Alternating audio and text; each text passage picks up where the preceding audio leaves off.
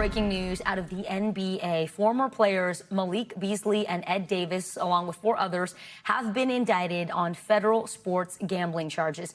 Prosecutors say in 2024, while Beasley was playing for the Milwaukee Bucks, he was taking bribes to manipulate his performance. They say Davis would then place bets on the outcome of the games.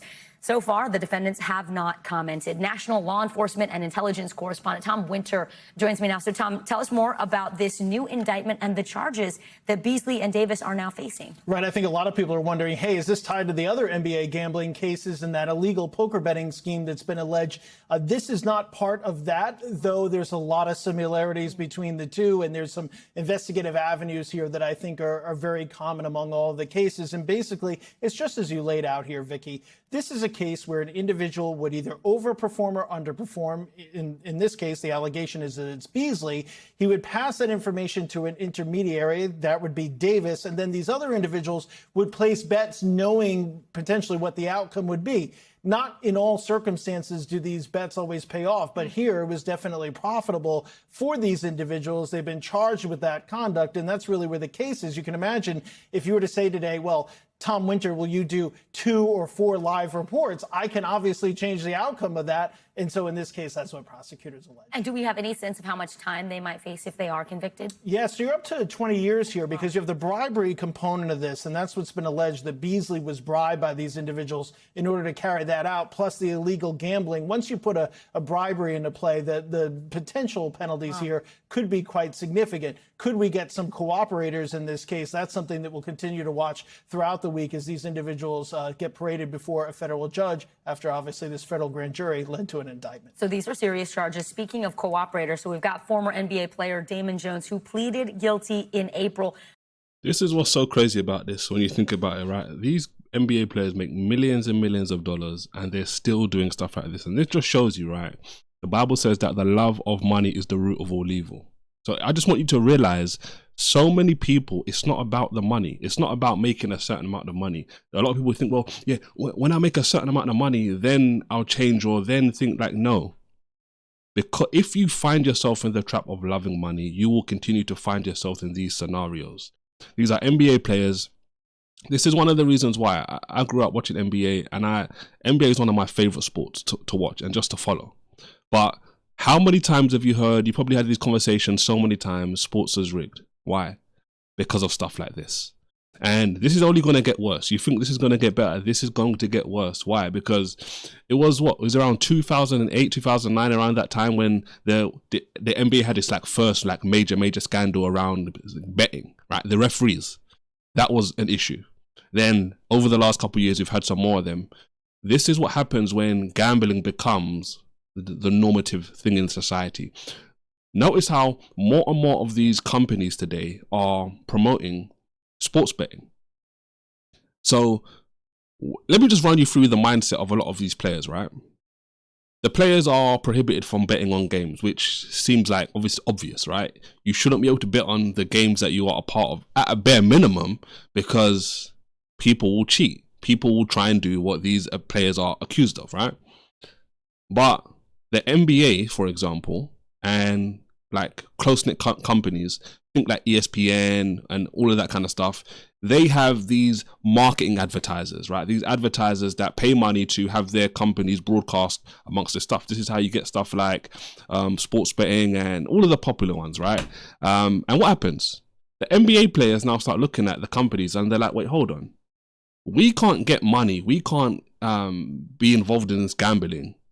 But these companies which are associated around the NBA are taking money from the gambling companies. Make that make sense? And then I'm speaking from their perspective. And then they turn around and they're like, well, if we can't do it, but the companies are able to do it, they're going to start doing it behind closed doors, behind the scenes. And they think, you know what? I'm going to be smart enough to not get caught. But you know what the problem is? You know, as they say in Vegas, the house always wins. Why does the house always win? Because the things are set up for the house to win. The casinos set things up in a way where on the balance of probabilities, the likelihood is you are going to lose. And it's the same thing in the NBA. You sign those contracts, just best believe you're getting your money, right, from your salary, whatever additional endorsements you can get, okay, cool. But there's certain things you are not going to be able to do. Why? Because when stuff like this comes up, it messes with the money. It messes up the business.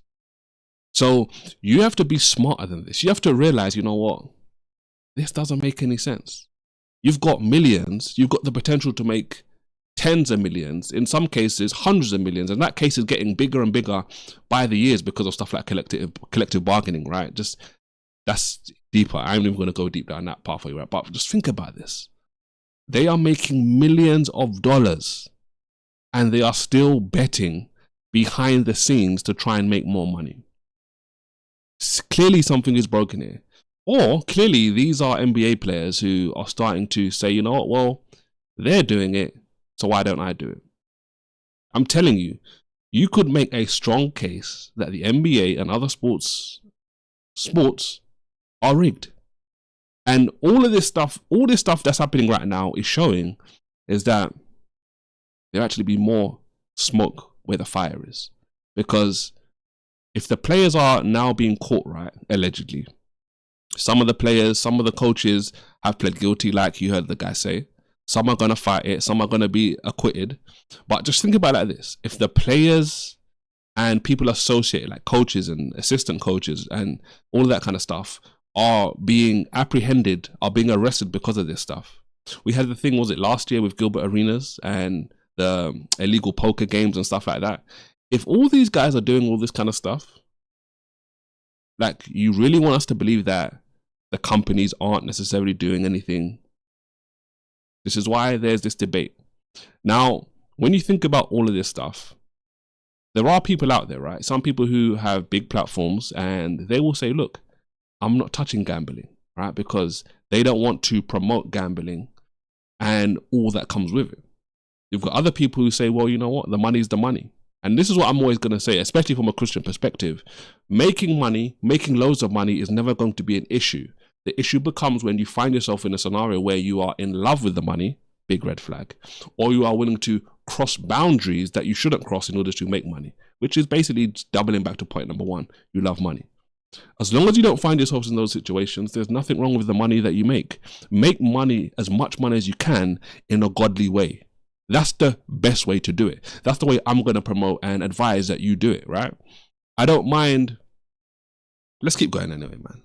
I've been talking for quite a bit. Another thing I wanted to say before I continue, guys. These guys are potentially looking at 5, 10, 20 years in prison. Is it worth it?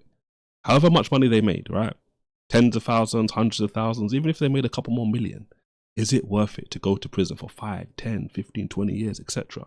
and have your name tarnished? No one's really going to touch you after this sort of stuff. Your NBA career is pretty much over.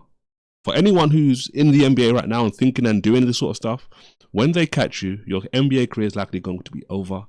And after that, think about some of the NBA players who are getting into stuff like commentating and analysis and all that kind of stuff.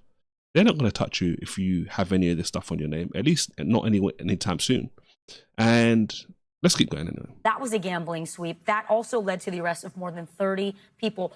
Remind us the details of that case. Yeah, that case and some of those cases are still ongoing. We do expect additional guilty pleas tied to those NBA gambling cases and the illegal poker betting schemes. So we're going to be watching all of that, Vicky, very closely here in the coming couple of months. But you said these two are not connected. They are entirely separate cases, even if some of the investigative avenues and patterns of behavior are some things that we've seen before. That's correct. All right, Tom Winter, on top of all of the gambling schemes, alleged gambling schemes. Thank you so much. You got it.